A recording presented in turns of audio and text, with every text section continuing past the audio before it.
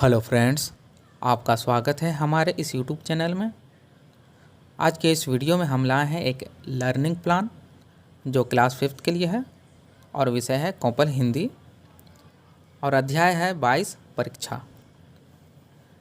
अगर आप हमारे चैनल पर नए हैं तो प्लीज़ हमारा चैनल सब्सक्राइब करें और साथ ही साथ अगर हमारा वीडियो आपको पसंद आता हो तो लाइक करें और शेयर भी करें। तो आइए चलिए शुरुआत करते हैं आज के लर्निंग प्लान। जैसा कि आप यहाँ देख रहे हैं कि यह लर्निंग प्लान विषय हिंदी कौपल क्लास 5th के लिए है और विषय वस्तु है आज का 22 परीक्षा। जैसा कि आप जानते हैं कि सबसे पहले शिक्षक या शिक्षिका का नाम लिख दिया जाता है, उसके बाद कक्षा, कालांश, तिथि। विषय है कौपल हिंदी, विषय वस्तु है 22 परीक्षा। इसके बाद विषय वस्तु से संबंधित पूर्व समीक्षा लिखी जाती है, जैसे नए विषय वस्तु की चर्चा शुरू करनी है या पिछले कालांश के विषय वस्तु का विस्तार करना है। तो यहाँ पर नए विषय वस्तु की चर्चा शुरू करनी है। यह विषय वस्तु कक्षा के पाठ्यचर्या पाठ्यक्रम में उल्लिखित किन बिंदुओं या उद्देश्यों से जुड़ा हुआ है।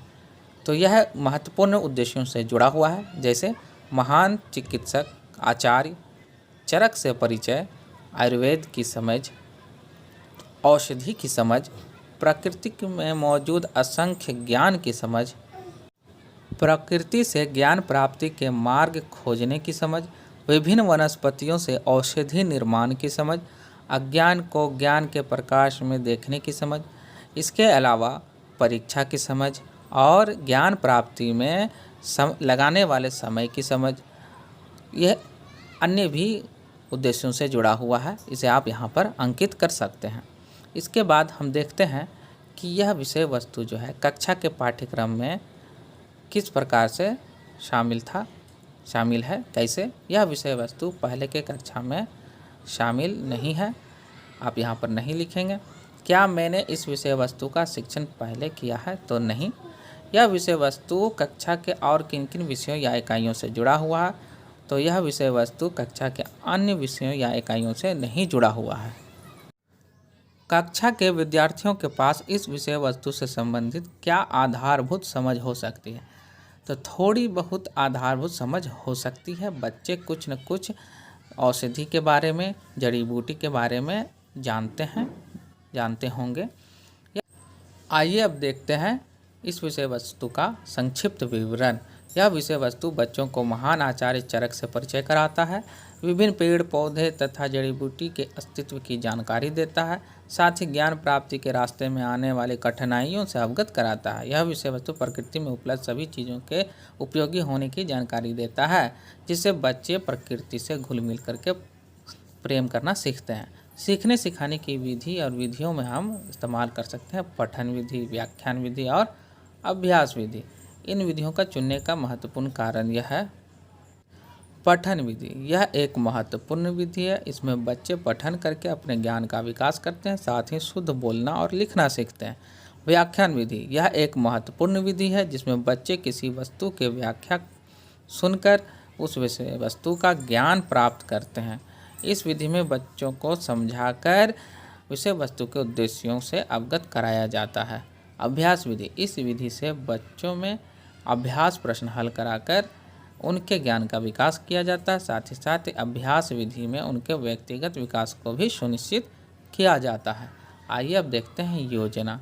पठन विधि सर्वप्रथम कक्षा में पाठ का पठन कराएंगे। इसके लिए बच्चों को एक एक करके गद्यांश को पढ़ने कहेंगे, जिससे बच्चे के हिंदी में शुद्धता बढ़ती जाएगी और पढ़ने की क्षमता का विकास होगा और बच्चे शुद्ध लिखना और बोलना भी सीख पाएंगे। आइए अब अगली योजना की तरफ बढ़ते हैं, जिसमें हम व्याख्यान विधि का उपयोग करेंगे।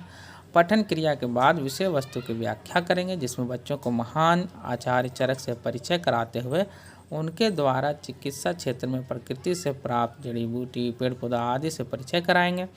ज्ञान प्राप्ति के लिए समय या सीमा के बंधन से परे का ज्ञान देंगे और अंत में यह सीख देंगे कि जो ज्ञान प्राप्ति के लिए मगन रहेगा, सफलता उसी को प्राप्त होती है।